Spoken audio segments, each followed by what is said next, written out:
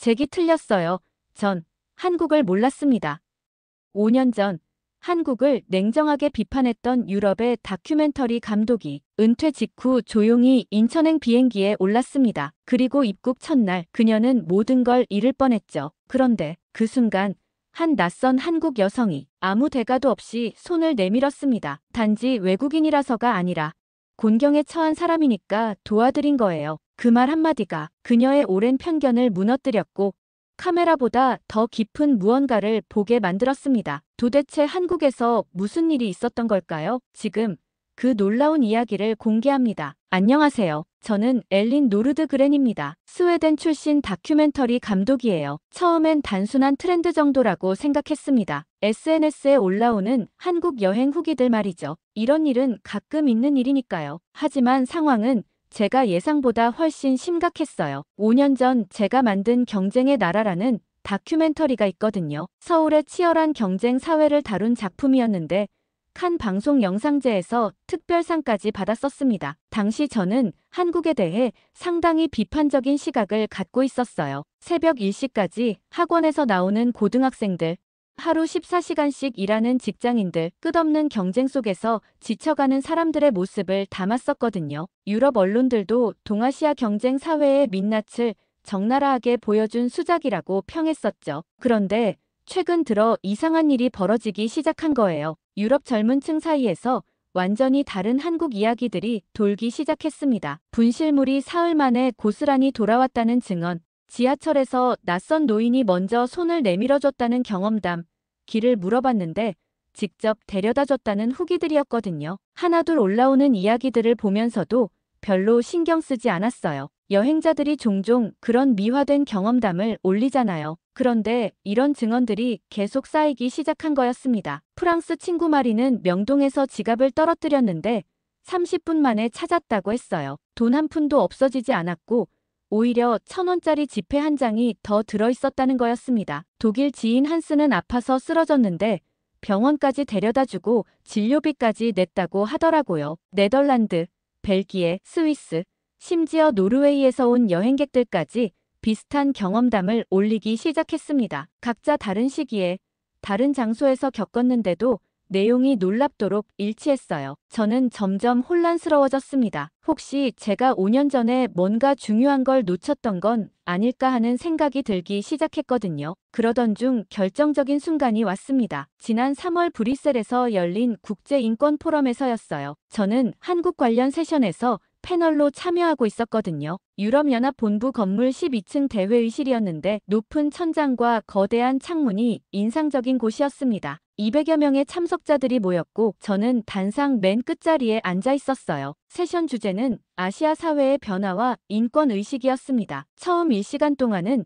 일본과 싱가포르에 대한 발표가 이어졌죠. 그 다음이 한국 차례였어요. 저는 5년 전 다큐멘터리를 바탕으로 한국의 경쟁 사회 구조에 대해 간단히 설명했습니다. 발표가 끝나고 질의응답 시간이 되었을 때였어요. 회의실 중간쯤에 앉아있던 중국 측 학자 한 명이 손을 들었습니다. 50대 중반쯤 되어 보이는 그 남자는 검은색 정장에 은퇴 안경을 쓰고 있었거든요. 사회자가 마이크를 건네주자 그는 천천히 일어나더니 저를 똑바로 쳐다보면서 이렇게 말했어요. 노르드그렌 감독님, 흥미로운 발표였습니다. 그런데 한 가지 궁금한 점이 있어요. 그의 목소리는 부드러웠지만 날카로운 구석이 있었습니다. 저는 직감적으로 뭔가 도전적인 질문이 올 것 같다는 느낌이 들었어요. 2019년 작품 경쟁의 나라에서 보여주신 한국의 모습이 더 정확한 것 아닙니까? 최근 유럽에 퍼지는 미화된 한국 이미지들과는 상당한 괴리가 있어 보입니다. 그 순간 회의실 안이 조용해졌어요.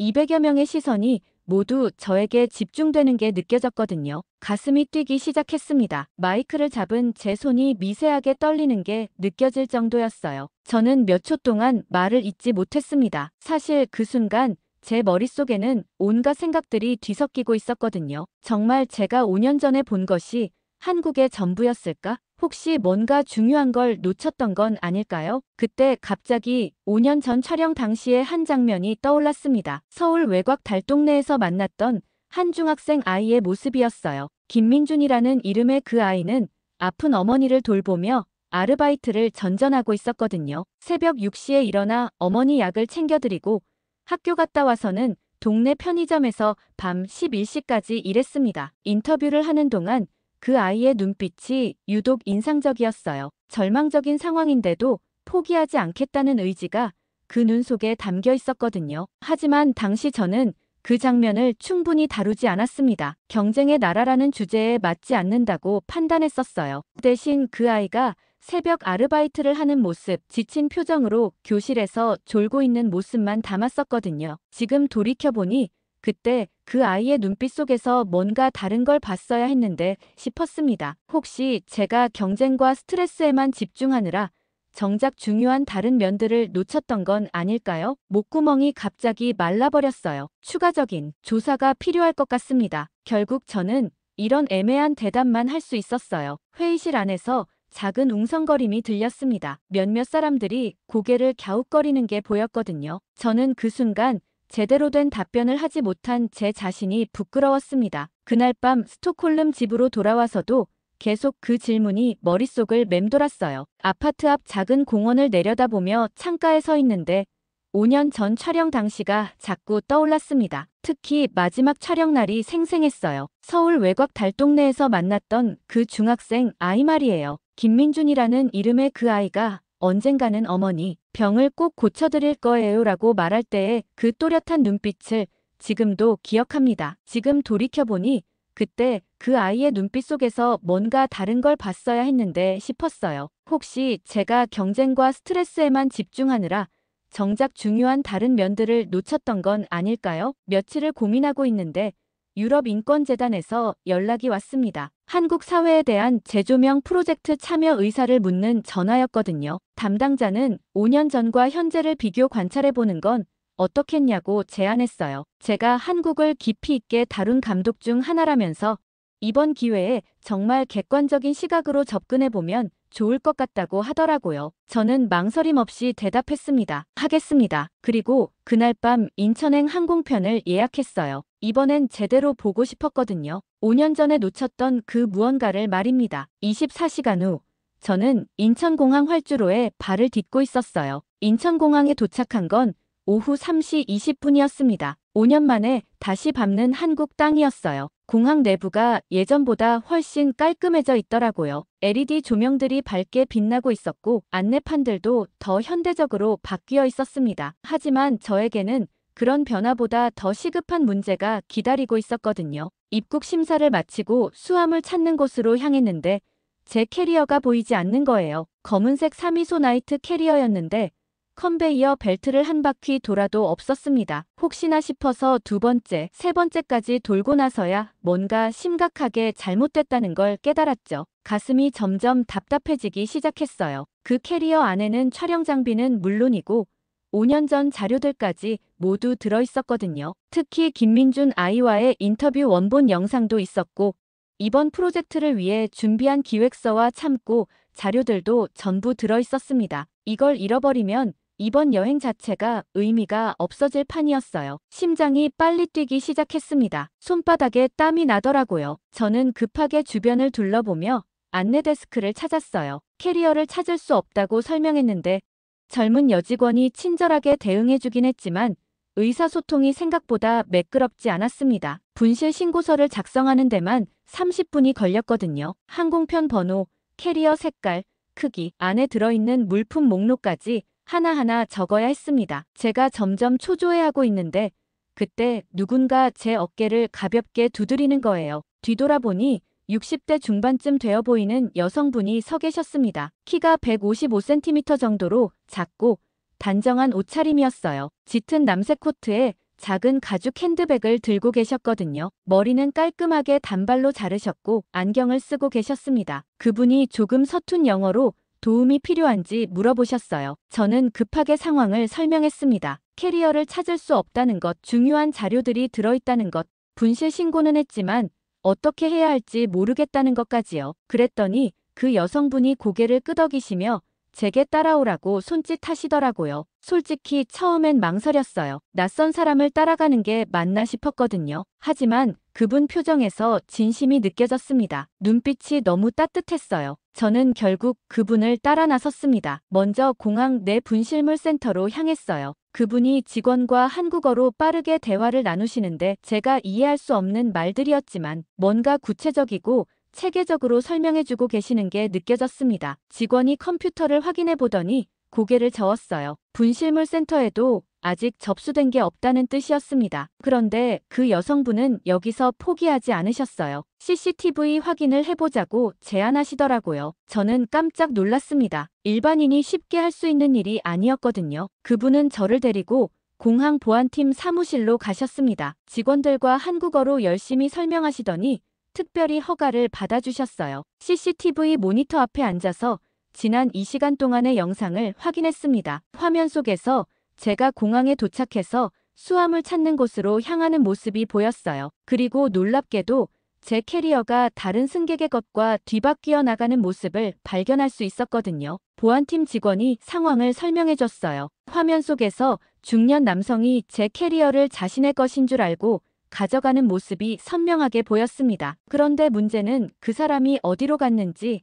알 수 없다는 거였어요. 그런데 그 여성분은 여기서도 포기하지 않으셨습니다. 청소 담당자들에게도 물어봐야겠다고 하시더라고요. 혹시 누가 캐리어를 어디 놓고 간 걸 봤을 수도 있다는 거였습니다. 저는 정말 놀랐어요. 이 정도까지 해주실 줄은 꿈에도 몰랐거든요. 그분은 공항 청소 담당자들을 한 명 한 명 찾아다니며 혹시 수상한 캐리어를 본 적 없는지 확인하기 시작했습니다. 저는 그저 따라다니면서 감사하다는 말만 연신했어요. 첫 번째 청소 담당자는 못 봤다고 했고 두 번째도 마찬가지였습니다. 세 번째, 네 번째, 저는 중간에 포기하고 싶었어요. 이 정도면 충분히 도와주신 거 아닌가 싶었거든요. 하지만 그분은 끝까지 포기하지 않으셨습니다. 거의 1시간이 지났을 때였어요. 마침내 다섯 번째로 만난 청소 담당 직원이 중요한 정보를 주셨습니다. 지하철 연결 통로 쪽에 혼자 놓여있는 캐리어 하나를 30분 전쯤에 봤다는 거였어요. 그 순간 저와 그 여성분 모두 눈이 번쩍했어요. 저희는 급하게 지하철 연결 통로로 향했습니다. 긴 복도를 따라 걸어가는데 가슴이 두근두근했어요. 정말 제 캐리어일까? 드디어 찾았습니다. 연결 통로 끝쪽 벤치 옆에 제 검은색 사미소 나이트 캐리어가 그대로 놓여 있었어요. 다른 승객이 잘못 가져갔다가 자신의 실수를 깨닫고 눈에 잘 띄는 곳에 놓아둔 것 같았습니다. 저는 급하게 캐리어를 열어봤어요. 촬영 장비도, 개인 물품도, 그리고 5년 전 자료들까지 모두 그대로 있었습니다. 지퍼도 열리지 않은 상태였어요. 심지어 캐리어 옆에 붙여놨던 스티커까지 그대로 붙어 있었거든요. 저는 안도의 한숨을 내쉬며 그 여성분께 감사 인사를 드렸죠. 성함이라도 여쭤볼 수 있는지, 연락처라도 받을 수 있는지 물어봤습니다. 그런데 그분의 대답이 완전히 예상 밖이었어요. 당신이 외국인이어서가 아니에요. 곤경에 처한 사람이니까 도와드린 거예요. 그 말을 듣는 순간 가슴이 뭉클해졌습니다. 5년 전 이 나라에 대해 가졌던 모든 선입견들이 한순간에 흔들리는 느낌이었거든요. 명함이라도 받을 수 있는지 다시 물어봤지만 그럴 필요 없다고 하시더라고요. 다음에 다른 사람이 어려움에 처하면 도와주라고 말씀하시고는 미소를 지으며 사람들 속으로 사라져버리셨어요. 저는 한참 동안 그 자리에 멍하니 서 있었습니다. 방금 전 일어난 일이 정말 현실인지 확신이 서지 않았거든요. 1시간 반 넘게 낯선 외국인을 위해 자신의 시간을 쓰신 그분, 아무런 대가도 바라지 않으셨던 그분, 공항철도를 타고 서울역으로 향하면서 저는 계속 그 순간을 되새겼어요. 이게 정말 제가 5년 전에 봤던 그 나라가 맞나 싶었습니다. 문득 핸드폰을 꺼내 녹음 기능을 켰어요. 오늘 있었던 일을 기록해두고 싶었거든요. 오늘 오후 5시 30분 인천공항에서 캐리어를 분실했다가 찾았다고 혼잣말로 녹음했습니다. 1시간 반 넘게 낯선 분이 저를 도와주셨다는 것, 아무것도 바라지 않고 도와주셨다는 것, 이런 일이 정말 가능한 건지 스스로에게 묻고 있었어요. 녹음을 마치면서 이런 생각이 들었습니다. 이 장면을 카메라에 담았다면 얼마나 좋았을까? 하지만 동시에 카메라가 없었기 때문에 더 진실한 순간을 경험할 수 있었던 건 아닐까 싶기도 했어요. 창밖으로 보이는 서울 풍경은 5년 전과 똑같았지만 뭔가 다르게 느껴졌습니다. 아직 정확히 무엇인지는 모르겠지만 분명히 제가 놓쳤던 뭔가가 있었던 것 같았어요. 그리고 그 무언가를 찾아가는 여행이 지금 시작된 것 같았습니다. 하지만 개인적인 경험 하나만으로는 충분하지 않았어요. 서울에 도착한 다음 날부터 저는 본격적인 촬영을 시작했습니다. 하지만 이번엔 5년 전처럼 인터뷰 위주가 아니라 다른 방식을 택했어요. 직접 실험을 해보기로 한 거죠. 첫 번째 실험 장소는 명동이었습니다. 오전 11시쯤 명동역 2번 출구 근처에서 시작했어요. 평일이었는데도 사람들이 꽤 많이 다니고 있었거든요. 저는 작은 카메라를 가방에 숨겨놓고 녹화를 시작했습니다. 지갑에 현금 5만 원과 신용카드 몇 장, 그리고 제 명함을 넣어두었어요. 일부러 눈에 잘 띄는 곳에 떨어뜨리고 근처 카페에서 지켜보기로 했습니다. 솔직히 처음엔 별로 기대하지 않았어요. 명동 같은 번화가에서 지갑이 그대로 돌아올 가능성이 얼마나 될까 싶었거든요. 지갑을 떨어뜨리고 5분쯤 지났을 때였습니다. 30대 중반쯤 되어 보이는 직장인 남성이 지갑을 발견했어요. 그는 잠시 주변을 둘러보더니 지갑을 주워서 근처 상점들을 하나씩 돌아다니기 시작했습니다. 혹시 주인이 찾으러 왔는지 물어보는 것 같았어요. 15분 정도 지났을 때 그 남성이 지갑을 들고 파출소 쪽으로 향하는 모습이 보였습니다. 저는 급하게 뒤따라가서 상황을 지켜봤어요. 파출소에서 분실물 접수를 하고 있더라고요. 저는 그때 파출소로 들어가서 제 지갑이라고 했습니다. 경찰관이 신분증으로 본인 확인을 한 후 지갑을 돌려주었어요. 지갑을 열어보니 현금도 카드도 모두 그대로 있었습니다. 놀라운 건 지갑을 가져다 준 그 남성이 이미 사라진 뒤였다는 거예요. 연락처도 남기지 않고 그냥 가버린 거죠. 두 번째 실험은 홍대에서 했습니다. 저녁 8시쯤 홍익대학교 정문 근처에서 같은 방식으로 지갑을 떨어뜨렸어요. 이번엔 대학생들이 많이 다니는 시간대였거든요. 젊은 층은 어떻게 반응할지 궁금했습니다. 10분도 안 되어서 20대 초반으로 보이는 여학생이 지갑을 발견했어요. 그 학생은 지갑을 주우더니 주변에 있는 사람들에게 혹시 지갑을 잃어버린 사람이 있는지 물어보기 시작했습니다. 저는 멀리서 그 모습을 지켜보고 있었거든요. 그 여학생은 20분 넘게 그 자리에서 기다렸어요. 지갑 주인이 찾으러 올까 봐서 말이에요. 하지만 제가 나타나지 않자 결국 근처 편의점으로 가서 점원에게 맡기더라고요. 나중에 확인해보니 그 여학생이 편의점 점원에게 혹시 누가 지갑을 찾으러 오면 연락해달라고 자신의 전화번호까지 남겨뒀더라고요. 세 번째는 신촌이었습니다. 오후 2시쯤 신촌역 근처 버스 정류장에서 실험했어요. 이번에는 40대로 보이는 아주머니가 지갑을 발견했습니다. 그분은 지갑을 주우자마자 바로 지갑 안을 확인해서 제 명함을 발견했어요. 그리고 놀랍게도 제 명함에 적힌 전화번호로 직접 전화를 걸어주셨습니다. 저는 일부러 전화를 받지 않았어요. 어떻게 행동하는지 보고 싶었거든요. 그 아주머니는 문자 메시지까지 보내주셨습니다. 지갑 주우신 분, 신촌역 2번 출구 버스 정류장에 맡겨뒀습니다. 라는 내용이었어요. 이런 식으로 총 7번의 실험을 했습니다. 명동, 홍대, 신촌, 강남, 이태원, 종로, 그리고 마지막으로 동대문까지. 결과는 정말 놀라웠어요. 7번 모두 지갑이 고스란히 돌아왔습니다. 한 푼도 없어지지 않았고 카드도 모두 그대로 있었어요. 가장 인상적이었던 건 동대문에서 있었던 일이었습니다. 고등학생으로 보이는 여학생이 제 지갑을 발견했는데 그 아이는 주변에서 아무리 기다려도 주인이 나타나지 않자 직접 동대문 경찰서까지 가져다 줬어요. 학교에서 집으로 가는 길이었을 텐데 정반대 방향으로 30분을 걸어가서 경찰서에 맡기고 온 거죠. 저는 이 실험 결과들을 영상으로 편집해서 스웨덴에 있는 친구들에게 보내봤습니다. 마리, 한스, 그리고 동료 감독들에게도 공유했어요. 하지만 반응은 제가 예상했던 것과 달랐습니다. 마리는 이렇게 답장을 보내왔어요. 이런 게 정말 자연스러운 상황인지 의심스럽다는 거였습니다. 혹시 미리 설정된 상황은 아닌지, 아니면 카메라가 있다는 걸 알고 연기하는 건 아닌지 궁금하다고 했어요. 한스도 비슷한 반응이었습니다. 7번 모두 성공한다는 게 통계적으로 말이 안 된다는 거죠. 다른 나라에서 이런 실험을 하면 절반도 돌아오기 힘들 텐데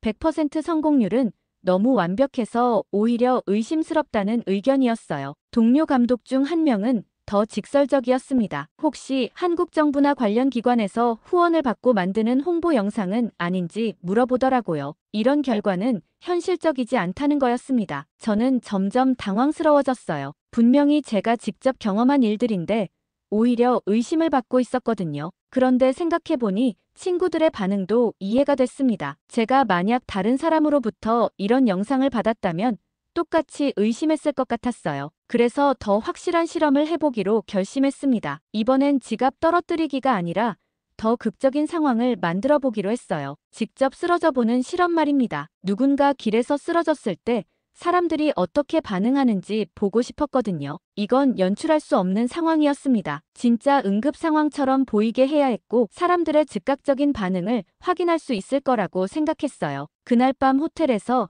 다음 실험을 계획하면서 저는 묘한 기분이 들었습니다. 5년 전에는 이 나라의 부정적인 면들만 찾으려고 했었는데 지금은 정반대로 긍정적인 면들을 확인하려고 하고 있었거든요. 과연 어느 쪽이 진짜 한국의 모습일까요? 내일은 더 결정적인 실험을 해볼 예정이었습니다. 이번엔 누구도 의심할 수 없는 명확한 결과를 얻고 싶었어요. 다음날 오전 10시 저는 종로 한복판에서 가장 극적인 실험을 준비하고 있었습니다. 이번엔 정말로 쓰러져 보기로 한 거예요. 지갑 실험으로는 친구들을 설득할 수 없었거든요. 이번엔 누구도 의심할 수 없는 명확한 상황을 만들고 싶었습니다. 종로 3가역 근처 큰 길가를 선택했어요. 평일 오전이라 직장인들과 시민들이 많이 다니는 시간대였거든요. 저는 한복을 입고 있었습니다. 전날 인사동에서 빌린 연보라색 한복이었는데 외국인이 한복을 입고 있으면 더 눈에 띌 거라고 생각했어요. 작은 카메라를 가방에 숨겨놓고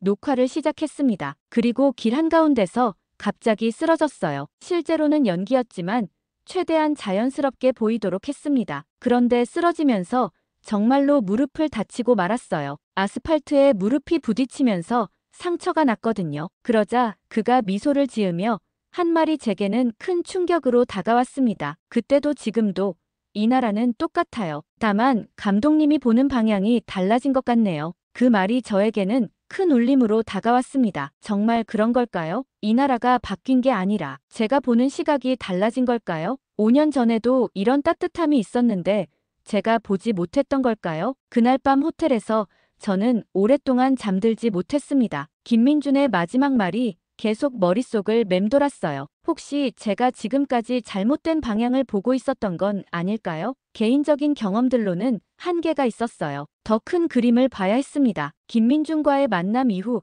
저는 더 깊이 파고들어 보기로 했습니다. 개인적인 경험들은 충분히 확인했으니 이번엔 좀 더 객관적인 자료들을 찾아보고 싶었거든요. 혹시 제가 놓치고 있는 더 큰 그림이 있는 건 아닐까 하는 생각이 들었어요. 그날 오전부터 저는 서울 시내 여러 도서관과 자료실을 돌아다니기 시작했습니다. 국립중앙도서관, 서울시립도서관, 그리고 몇몇 대학 도서관까지요. 한국의 해외 원조와 국제 협력에 관한 자료들을 찾아보고 싶었거든요. 처음엔 별로 기대하지 않았어요. 이런 자료들은 대부분 건조한 정부 발표나 통계 수치 정도일 거라고 생각했었거든요. 하지만 자료를 찾아보면서 점점 놀라기 시작했습니다. 한국이 지난 20년간 전 세계 개발도상국에 제공한 무상 원조 규모가 상상을 초월했어요. 아프리카, 동남아시아, 중남미 등 70여 개국의 의료진과 교사를 파견했고 병원과 학교 건설을 지원했다는 기록들이 계속 나왔습니다. 더 놀라운 건 기술 이전 프로그램이었어요. 한국의 IT 기술, 농업 기술,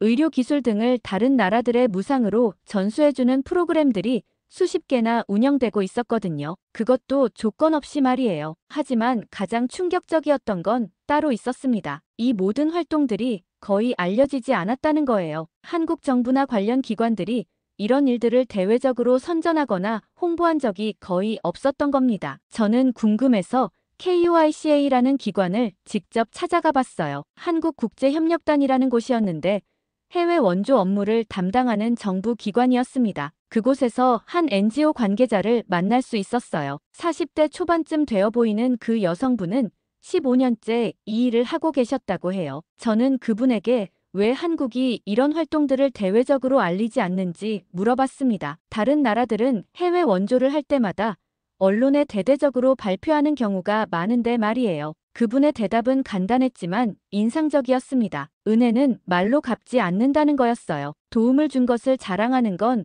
진정한 도움이 아니라는 생각이 깔려 있다고 하더라고요. 저는 더 구체적인 사례들을 요청했어요. 그래야 영상으로 만들 수 있을 테니까요. 그분은 몇 가지 사례를 들려주셨는데 정말 놀라운 이야기들이었습니다. 방글라데시에서는 한국 의료진이 10년 넘게 무료 진료를 해주고 있었어요. 현지 의료진 교육까지 함께 하면서 말이에요. 캄보디아에서는 한국 교사들이 현지 학교에서 수학과 과학을 가르치고 있었고, 몽골에서는 한국 농업 전문가들이 새로운 농법을 전수해주고 있었습니다. 더 놀라운 건 이런 활동들이 언론에 보도되는 경우가 거의 없다는 거였어요. 관련 기관들이 일부러 조용히 진행하고 있었거든요. 받는 나라에서 부담을 느끼지 않도록 배려하는 차원이라고 했습니다. 저는 그날 오후 내내 관련 자료들을 더 찾아봤어요. 유럽 언론들의 보도도 확인해봤습니다. 놀랍게도 유럽 언론들은 한국의 이런 활동들을 꽤 자주 다루고 있었어요. 하지만 정작 한국 언론들은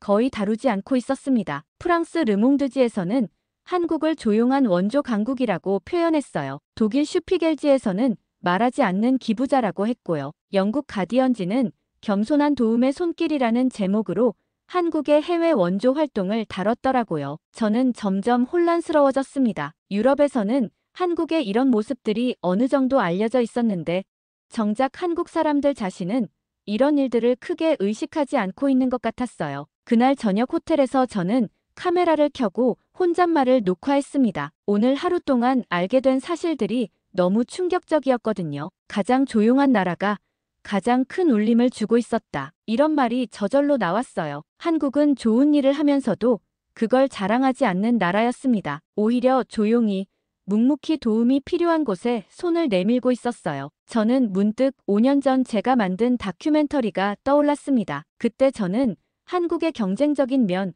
각박한 면만 부각시켰었거든요. 하지만 그 이면에는 이런 따뜻함과 배려가 있었던 거예요. 다음 날 저는 실제로 해외 원조 활동에 참여했던 사람들을 만나보기로 했습니다. 아프리카에서 의료 봉사를 했던 의사, 캄보디아에서 교육 봉사를 했던 교사, 몽골에서 농업 지도를 했던 전문가들을 만날 수 있었어요. 이분들의 이야기를 들으면서 저는 더욱 확신하게 됐습니다. 이 나라 사람들은 정말로 남을 도와주는 걸 당연하게 생각하고 있었어요. 그것도 아무런 대가를 바라지 않고 말이에요. 한 의사는 이렇게 말했습니다. 자신이 받은 도움을 다른 사람들에게 돌려주는 건 당연한 일이라고요. 한 교사는 교육을 통해 더 나은 세상을 만드는 게 자신의 역할이라고 했어요. 한 농업 전문가는 기술을 나누는 건 인류 공통의 재산을 키우는 일이라고 하더라고요. 이분들 모두 공통적으로 한 말이 있었어요. 이런 일들을 특별하게 생각하지 않는다는 거였습니다. 그냥 해야 할 일을 하는 것뿐이라고 했어요. 그날 밤 저는 오랫동안 생각에 잠겼습니다. 제가 지금까지 이 나라에 대해 얼마나 편견을 갖고 있었는지 깨닫게 됐거든요. 5년 전에도 이런 모습들이 있었을 텐데 저는 전혀 보지 못했었어요. 혹시 다른 나라들도 마찬가지일까요? 겉으로 드러나는 모습만 보고 판단하면서 정작 중요한 본질을 놓치고 있는 건 아닐까요? 저는 내일부터 이런 내용들을 영상으로 정리해보기로 했습니다. 유럽 사람들에게 이 나라의 진짜 모습을 보여주고 싶었어요. 조용하지만 따뜻한, 말하지 않지만 실천하는 그런 모습들을 말이에요. 이제 정말 중요한 작업이 기다리고 있었습니다. 그 중요한 작업이 시작됐습니다. 해외 원조 자료들을 정리한 다음 날부터 저는 본격적인 영상 편집 작업에 들어갔어요. 지난 일주일 동안 촬영했던 모든 영상들을 하나로 묶어서 완성된 다큐멘터리를 만들어야 했거든요. 하지만 이번엔 5년 전과는 완전히 다른 관점으로 접근하고 싶었어요. 호텔방에서 노트북을 켜고 영상들을 하나씩 확인해 봤습니다. 인천공항에서 캐리어를 찾아주신 그 여성분의 모습, 명동에서 지갑을 파출소에 가져다 준 직장인, 종로에서 제가 쓰러졌을 때 달려온 4명의 사람들, 그리고 김민중과의 만남까지 각각의 장면들은 개별적으로는 작은 일들이었지만 하나로 연결해보니 하나의 큰 그림이 보이기 시작했어요. 이 나라 사람들이 일상 속에서 보여주는 배려와 따뜻함이 우연이 아니라는 걸 깨달았거든요. 저는 편집을 하면서 특별한 구성을 생각해냈습니다. 화려한 음악이나 자극적인 편집 기법은 사용하지 않기로 했어요. 대신 일상의 모습들을 담담하게 보여주고 싶었습니다. 누군가는 아기를 안아주고, 누군가는 눈 내리는 날 휠체어를 밀어주고, 누군가는 길 잃은 외국인을 식당까지 데려가는 그런 평범한 장면들 말이에요. 편집 작업을 하면서 저는 5년 전 제가 만든 영상을 다시 봤습니다. 당시 영상은 어두운 색조로 편집되어 있었고 무거운 음악이 깔려 있었어요. 사람들의 지친 표정과 스트레스 받는 모습들만 부각되어 있었습니다. 하지만 지금 만들고 있는 영상은 완전히 달랐어요. 같은 거리, 같은 사람들이지만 따뜻한 색조로 편집했고 자연스러운 환경음만 살려뒀습니다. 사람들의 미소와 서로를 배려하는 모습들이 자연스럽게 드러나도록 했어요. 3일 동안 편집 작업을 마친 후 저는 영상의 제목을 정했습니다. 우리가 놓쳤던 것들에 대하여라고 했어요. 이 제목이 제 심정을 가장 잘 표현하는 것 같았거든요. 완성된 영상을 보면서 저는 가슴이 뭉클해졌습니다. 30분짜리 다큐멘터리였는데 처음부터 끝까지 한 번도 지루하지 않았어요. 무엇보다 진실한 느낌이 들었습니다. 연출되지 않은 자연스러운 모습들이었거든요. 이제 이 영상을 유럽에 보내야 했습니다. 저는 유럽 각국의 주요 방송사들에 메일을 보내기 시작했어요. 영국 방송공사, 독일 공영방송, 프랑스 국영방송, 이탈리아 공영방송 등 평소 제 작품을 다뤄주던 방송사들이었습니다. 메일 제목은 간단하게 했어요. 한국에서 보내는 편지라고 썼습니다. 그리고 본문에는 이번 다큐멘터리를 만들게 된 배경과 제가 한국에서 경험한 일들을 솔직하게 적었어요. 5년 전 제가 한국에 대해 갖고 있던 편견들, 그리고 이번에 다시 와서 발견한 새로운 모습들에 대해 썼습니다. 특히 일상 속에서 만난 사람들의 따뜻함과 해외에서 조용히 펼쳐지고 있는 한국의 원조 활동들에 대해 자세히 설명했어요. 메일을 보내고 나서 저는 불안했습니다. 과연 유럽 방송사들이 이런 내용에 관심을 가질까요? 5년 전처럼 자극적이고 비판적인 내용이 아니라서 시청률이 나오지 않을 수도 있겠다는 생각이 들었거든요. 하지만 예상외로 빠른 반응이 왔어요. 메일을 보낸 지 하루 만에 영국 방송공사에서 연락이 왔습니다. 프로듀서가 영상을 보고 싶다고 하더라고요. 이어서 프랑스, 독일, 이탈리아 방송사들에서도 연락이 왔어요. 가장 먼저 반응을 보인 건 영국 방송공사였습니다. 그들은 제 영상을 비공식 채널을 통해 먼저 공개해보자고 제안했어요. 시청자들의 반응을 보고 정식 방송 여부를 결정하겠다는 거였습니다. 저는 그 제안을 받아들였어요. 영국 방송공사 온라인 채널을 통해 제 다큐멘터리가 공개됐습니다. 제목은 한국어로 번역되어 우리가 놓쳤던 것들이라는 제목으로 방송됐어요. 공개되고 나서 저는 조마조마한 마음으로 반응을 지켜봤습니다. 처음 몇 시간은 별다른 반응이 없었어요. 그런데 점점 조회수가 올라가기 시작했습니다. 10만, 50만, 100만, 하루 만에 200만 조회수를 넘었어요. 더 놀라운 건 댓글들이었습니다. 시청자들의 반응이 제가 예상했던 것과 완전히 달랐거든요. 대부분이 긍정적인 반응이었고 많은 사람들이 한국에 대한 인식이 바뀌었다고 했어요. 이제야 진짜 한국을 본 것 같다는 댓글이 가장 많았습니다. 왜 이런 모습들은 알려지지 않았을까라는 댓글도 많았어요. 몇몇 사람들은 자신도 한국에 가보고 싶다고 했습니다. 특히 인상적이었던 댓글이 하나 있었어요. 그녀는 결국 진심을 찍은 거야라는 댓글이었습니다. 그 댓글을 보는 순간 저는 가슴이 뭉클해졌어요. 정말 그런 것 같았거든요. 이번엔 기술이나 편집이 아니라 진심을 담아서 촬영했던 것 같았어요. 24시간 만에 조회수는 500만을 넘었습니다. 유럽 각국에서 연락이 쏟아지기 시작했어요. 정식 방송을 하고 싶다는 제안들이었습니다. 프랑스 국영방송에서는 1시간짜리 확장판을 만들어보자고 했고 독일 공영방송에서는 시리즈로 제작해보자고 제안했어요. 저는 이런 반응들을 보면서 깊이 생각하게 됐습니다. 결국 사람들이 원하는 건 자극적인 내용이 아니라 진실한 이야기였던 거예요. 따뜻하고 희망적인 이야기에 더 많은 사람들이 관심을 갖고 있었던 겁니다. 그날 밤 저는 서울 시내를 혼자 걸어봤습니다. 한강공원을 따라 천천히 걸으면서